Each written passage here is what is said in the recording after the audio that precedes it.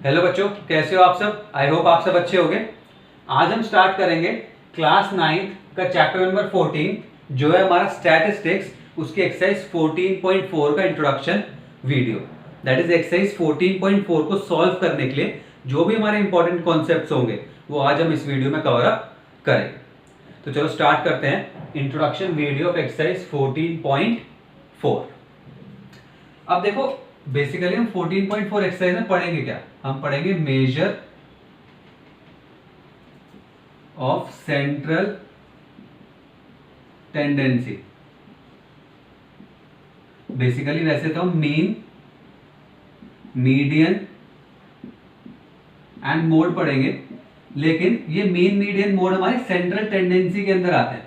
तो सबसे पहले हम सेंट्रल टेंडेंसी का मीनिंग समझेंगे, फिर देखेंगे कि मीन मीडियन मोड कैसे निकालते हैं।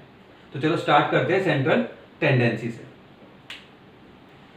अब देखो, सेंट्रल टेंडेंसी का मीनिंग समझ लेते हैं। बच्चों को बहुत कंफ्यूजन होता है कि सेंट्रल टेंडेंसी और मीन मीडियन मोड में क्या डिफरेंस है। तो चलो पहले मीनिंग समझ लेते हैं सेंट्रल टेंडेंसी का। सेंट्रल टेंडेंसी क्या है? सेंट्रल टेंडेंसी बेसिकली हमारी एक सिंगल वैल्यू है। क्या है? सिंगल वैल्यू है जिसकी हेल्प से हम पूरे डेटा को रिप्रेजेंट कर सकते हैं। We can represent whole data. That is central tendency हमारी एक सिंगल वैल्यू है जिसकी हेल्प से हम पूरे डेटा को रिप्रेजेंट कर सकते हैं। अब आप कहोगे सर ऐसा कैसे पॉसिबल है? तो देखो, इसका सबसे अच्छा एग्जांपल जो है हमारा परसेंटेज।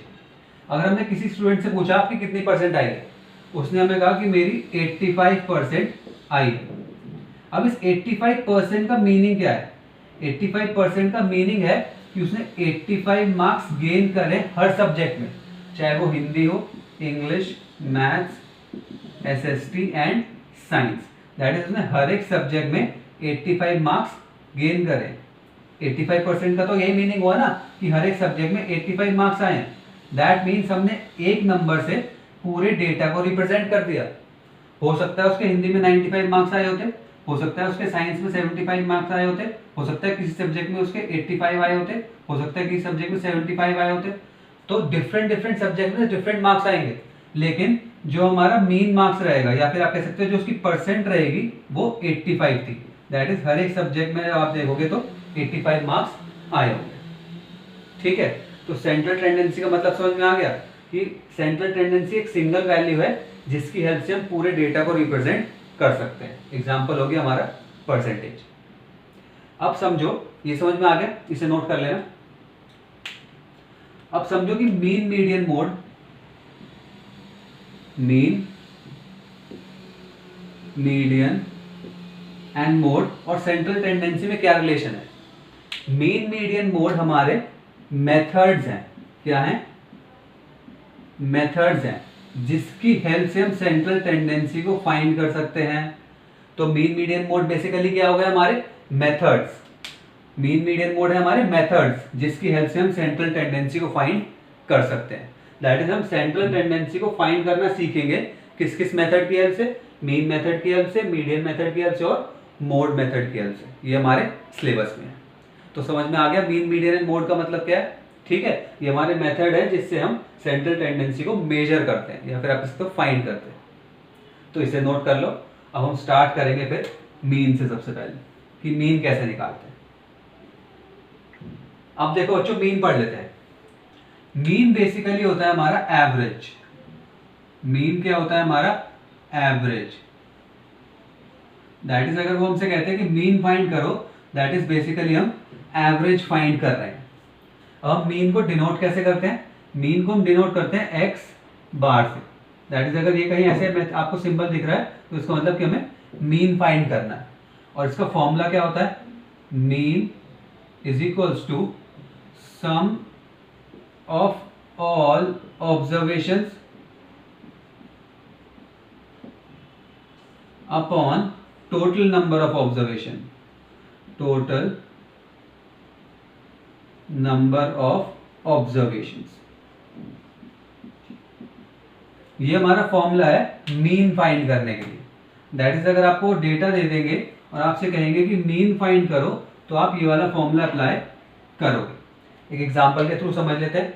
सपोज उन्होंने हमसे कहा कि 3, 5, 9, 7 एंड 11 इस डेटा का मीन फाइंड करो।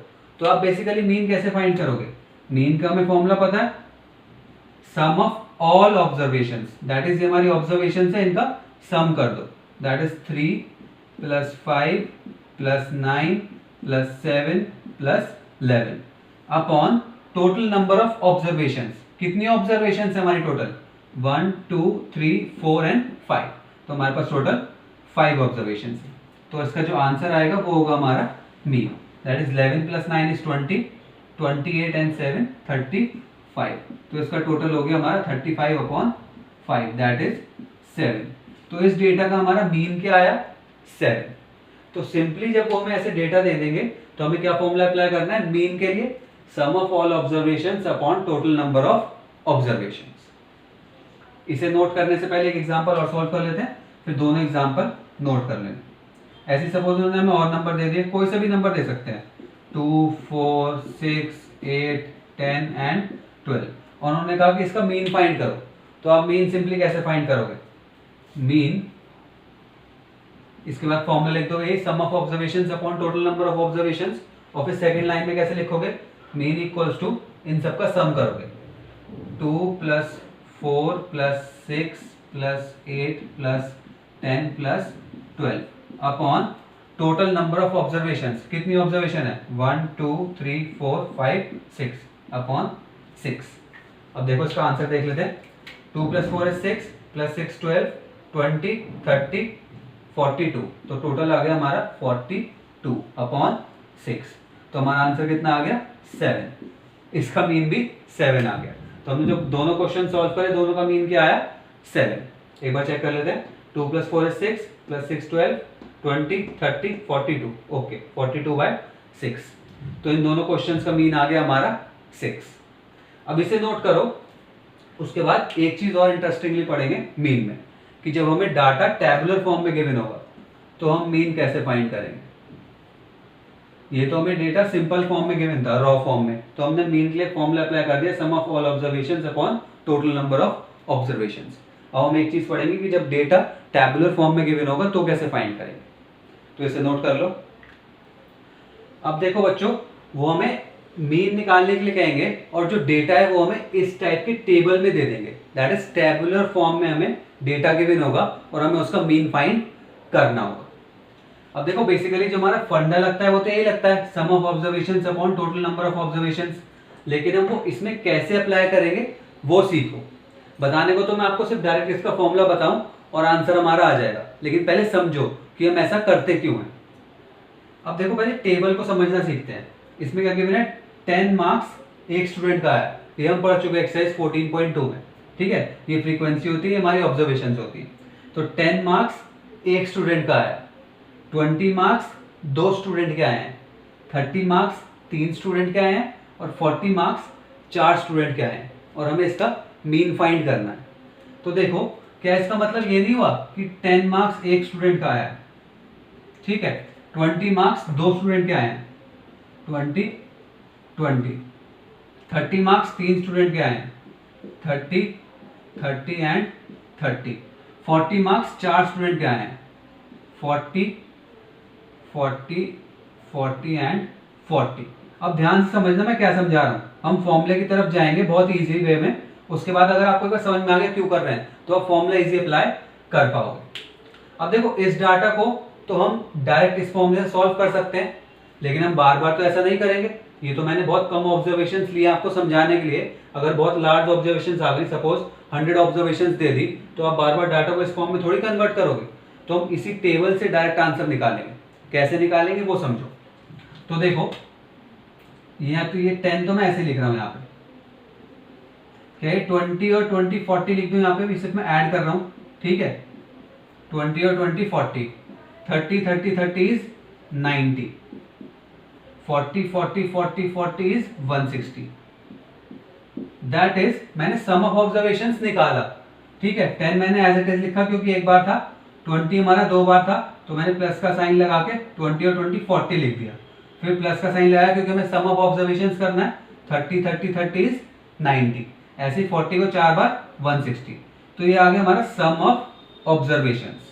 ठीक है, हमने सम ऑफ ऑब्जर्वेशंस फाइंड करा। अब देखो यही सम ऑफ ऑब्जर्वेशंस मैं इस डायरेक्ट टेबल से फाइंड कर सकता हूं। कैसे? ये देखो 10 मल्टीप्लाई बाय 1 कितना होगा 10, 20 मल्टीप्लाई बाय 2 कितना होगा 40, 30 मल्टीप्लाई बाय 3 कितना होगा 90, 40 मल्टीप्लाई बाय 4 कितना होगा 160। और अगर मैं इन सबको ऐड करूं 10 प्लस 40 प्लस 90 प्लस 160, तो क्या हमारा यही नहीं आ रहा 10 plus 40 plus 90 plus 160? That is अगर मैं ऑब्जर्वेशंस को फ्रीक्वेंसी से मल्टीप्लाई करूं और उन सबको ऐड कर लूं तो हमारे पास सम ऑफ ऑब्जर्वेशंस आ जाती है। ठीक है, बात समझ में आ गई? That is 10 multiply by 1 10, 20 multiply by 2 40, 30 multiply by 3 90 and 40 multiply by 4 is 160। मैंने इन सबको ऐड करा तो हमारी सम ऑफ ऑब्जर्वेशंस आ गई। अब इसी को देखो, ठीक है, यहां तक समझ में आ गया? अब upon total number of observations, total number of observations कितनी है 1 2 3 4 5 6 7 8 9 10, हमारे पास टोटल नंबर ऑफ ऑब्जर्वेशंस है 10। ठीक है, तो अगर हम इस फ्रीक्वेंसी को ऐड करेंगे तो हमारे पास टोटल नंबर ऑफ ऑब्जर्वेशंस आ जाएंगी, दैट इज 4 प्लस 3 7 प्लस 2 9 और 10, दैट इज ये हो गए हमारी टोटल नंबर ऑफ ऑब्जर्वेशंस। ठीक है, समझ में आ गया कैसे निकाला? अब इसे फॉर्मूला अप्लाई करके देखते हैं कैसे आएगा। अभी सिर्फ आपको समझाना था कि मैं इन दोनों को मल्टीप्लाई क्यों कर रहा हूं, वो आपको समझ में आ गया कि मैंने मल्टीप्लाई क्यों करा, क्योंकि उससे हमारी सम ऑफ ऑब्जर्वेशंस आ रही है। अब देखो अगर मैं इसे मानूं इन वैल्यूज को x और फ्रीक्वेंसी होती है हमारी, इसे मैं मान लूं f। ठीक है, इसको मैं मानूंगा x और इसे मैं मानूंगा f, क्योंकि ये हमारी फ्रीक्वेंसी और ये हमारी ऑब्जर्वेशन है।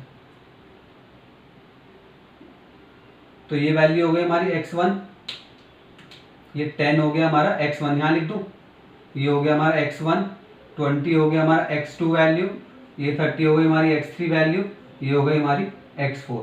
ऐसे ये हो गई हमारी f1, ये हो गई हमारी f2, ये हो गई हमारी f3 और ये हो गई हमारी f4।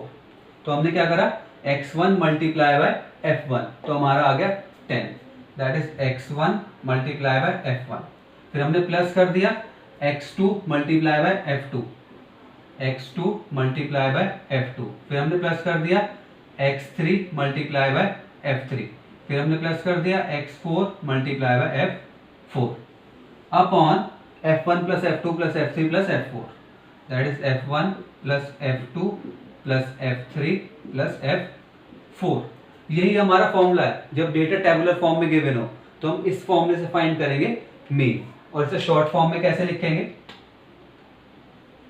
Summation xi fi upon summation fi, that is summation. अब देखो समीशन का मतलब क्या होता है, समीशन का मतलब है sum of all, that is हमें सबका सम करना है। ठीक है, किसका, xi और fi का, xi और fi सबका सम करना है, जिसमें i हमारा जाता है, i हमारा जाएगा 1 से लेके n तक, दैट इज जितनी हमारी वैल्यूज होगी। अगर हमारे पास 5 है तो हम यहाँ से 1 से 1 करके पुट करेंगे, 1 1 फिर 2 2 फिर 3 3 फिर 4 4 फिर 5 5। इस क्वेश्चन में 4 थी तो ये हो जाएगी हमारी i 1 से लेके 4। ये हमें मेंशन करने की जरूरत नहीं है, सिर्फ आपको समझा रहा हूँ। i इज इक्वल्स टू 1 से लेके n तक, और जो हम एग्जाम में फॉर्मूला लिखेंगे वो इसके बिना लिखेंगे i। ठीक है, तो आप सिंपली ये वाला फॉर्मूला लिखोगे कि मीन क्या होता है हमारा, summation xi fi upon summation fi, जब भी हमें डाटा टेबुलर फॉर्म में गिवन हो। और इसके बाद डायरेक्ट क्या लिख दोगे, समीशन xi fi। कैसे फाइंड करोगे, यही है हमारा xi fi, ये है हमारा कॉलम, और समीशन का means plus, summation xi fi कितना है, यहीं ऐड करके देख लो, 60 plus 90 is 250, 250 plus 40 is 290 and 10 300, तो ये आ गया हमारा 300। और समीशन fi ये रहा हमारा इज इक्वल्स टू 10। तो बेसिकली इसका डायरेक्ट आंसर क्या आ जाएगा हमारे पास, हम ये वाला फॉर्मूला लिखेंगे। अब देखो हमें एग्जाम में क्या करना है, कुछ नहीं करना, हमें ये टेबल गिवन होगा, ठीक है। हम पहले सिर्फ एक्स आई एफ आई निकालेंगे, इन दोनों को मल्टीप्लाई करके सामने लिखते रहेंगे। उसके बाद क्या करेंगे, इसका सम करेंगे, यहाँ लिख देंगे summation x I F I, और इसका सम करेंगे, यहाँ लिख देंगे समीशन एफ आई। सिर्फ हमने इतनी बात करी है। उसके बाद डायरेक्ट फॉर्मूला लिख के इसके आगे वैल्यूज लिख देंगे, that is summation x I F I क्या है हमारा 300 और समीशन एफ आई क्या है हमारा 10, डिवाइड कर दो तो मीन क्या आ गया हमारा 30। दैट इज जो स्टूडेंट के मीन मार्क्स आ गए वो आ गए हमारे 30। तो ये है हमारा, जब हमें टेबुलर फॉर्म में गिवन हो डेटा तो मीन कैसे फाइंड करेंगे। अब आपको बता दूं कि आपको लिखना सिर्फ क्या क्या है, ठीक है। हमें ये वाला टेबल गिवन था, पहले ये वाला टेबल कॉपी करना, उसके बाद एक कॉलम बनेगा आंसर में, आप आंसर डालोगे और ये वाली लाइन ऐड कर दोगे, ठीक है ना। उसमें नीचे लिखोगे sigma F I x I F I 300 है और सिग्मा एफ आई है हमारा 10। उसके बाद डायरेक्ट बस ये वाला फॉर्मूला लिख के आंसर, दैट इज 2 लाइन का आंसर है, सिर्फ ये और ये। समझाने में देर लगी लेकिन आंसर निकालने में आपको टाइम नहीं लगेगा, इसे नोट करो। उसके बाद अब पढ़ते हैं हम मीडियन। अब देखो बच्चों, मीडियन का मतलब समझ लेते हैं। मीडियन का मतलब क्या होता है, सिंपल अगर वर्ड्स में बताऊं तो मीडियन हमारी वो वैल्यू होती है जो सेंटर पे लाई करती है, value which lies at the centre. आप कहोगे सर इसका मतलब क्या है, पहले पूरी डेफिनेशन समझो। मीडियन हमारी वो वैल्यू होती है जो सेंटर पे लाई करती है, लेकिन इसकी इंपॉर्टेंट बात क्या है कि जो हमारा डेटा होगा इसमें, जब हम जिस डेटा का हम मीडियन निकालेंगे वो असेंडिंग ऑर्डर में अरेंज होना चाहिए। When data is arranged in ascending या फिर डिसेंडिंग ऑर्डर में।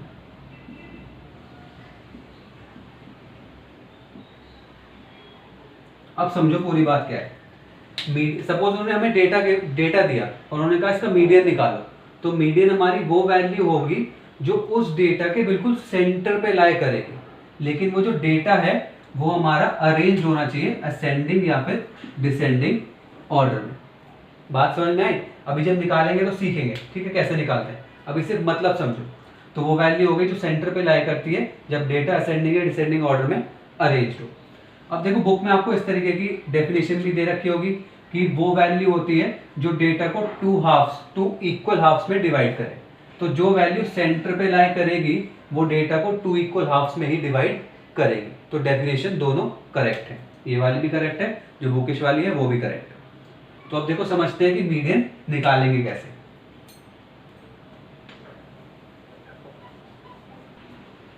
अब देखो एग्जाम्पल के थ्रू समझते हैं। सपोज उन्होंने हमें डेटा दे दिया 1, 5, 3, 9 और 7। तो हमें वो वैल्यू फाइंड करनी है जो बिल्कुल सेंटर पे लाई करेगी। लेकिन मैंने क्या कहा कि जो हमारा डेटा है वो असेंडिंग या फिर डिसेंडिंग ऑर्डर में अरेंज्ड होना चाहिए। तो देखो अरेंज कैसे करेंगे, पहले हम असेंडिंग ऑर्डर में अरेंज कर रहे हैं, ठीक है। तो मैंने असेंडिंग ऑर्डर में अरेंज करा 1, उसके बाद कौन सी वैल्यू आएगी 3, फिर आएगी 5, फिर आएगा 7 और फिर आएगा 9। दैट इज हमें पहले डेटा को असेंडिंग या फिर डिसेंडिंग, आपकी मर्जी है, किसी में भी अरेंज कर सकते हो। तो हमने इस क्वेश्चन में असेंडिंग ऑर्डर में डेटा को अरेंज करा। अब देखो हमें क्या करना है, वो वैल्यू फाइंड करनी है जो बिल्कुल सेंटर पे लाई करे। तो देखो 5 वैल्यूज हैं, ठीक है। तो सेंटर पे कौन सी वैल्यू लाई कर रही है, 2 वैल्यूज इधर है, 2 वैल्यूज इधर है, 5 कर रहा है सेंटर पे लाई। तो हमारा इस डेटा का मीडियन क्या हो गया, मीडियन हो गया हमारा 5। अब आप कहोगे सर ये तो बहुत इजी था, बिल्कुल इजी था। अब देखो एक एग्जांपल और समझो, अभी थोड़ा हार्ड हो जाएगा, फिर आपको फॉर्मूला लर्न करना पड़ेगा। अगर हमें डेटा ऐसे गिवन होता 1, 3, 5, 7, 9 एंड 11। अब बताओ कौन सी वैल्यू सेंटर पे लाई कर रही है। अब आप चेक करोगे, एक इधर, एक इधर, फिर एक ये, फिर एक ये, और फिर 5 और 7 सेंटर पे तो कुछ लाया नहीं कर रहा।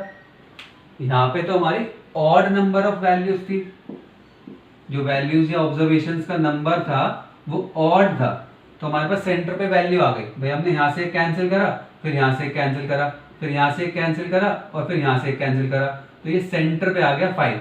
लेकिन जब हमने इवन नंबर ऑफ वैल्यूज ली या फिर इवन नंबर ऑफ ऑब्जर्वेशंस ली, तो उसमें हम कैंसिल करने की सोचा हमने, एक यहाँ से, एक यहाँ से, एक यहाँ से, एक यहाँ से, फिर एक ये और फिर एक ये, तो सेंटर पे तो कोई वैल्यू ही नहीं बची। तो अब देखो मीडियन बेसिकली फाइंड कैसे करेंगे, जब हमारे पास ऑड नंबर ऑफ ऑब्जर्वेशंस होंगे तो हम मीडियन फाइंड करेंगे n+1/2, जिसमें n क्या हो जाएगा हमारे नंबर ऑफ ऑब्जर्वेशंस,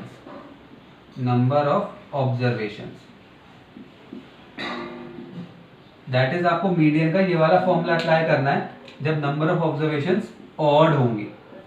ठीक है, तो आप डायरेक्ट लिखोगे मीडियन का फॉर्मूला ये, और n यहाँ पे क्या है 5, 1 2 3 4 5, 5 ऑब्जर्वेशन यहाँ पे अप्लाई कर दो, 5+1/2, तो टोटल कितना आ गया हमारे पास, यहाँ पे क्या होगा n+1/2th ऑब्जर्वेशन लिखोगे कि इस नंबर पे जो ऑब्जर्वेशन लाई करेगी।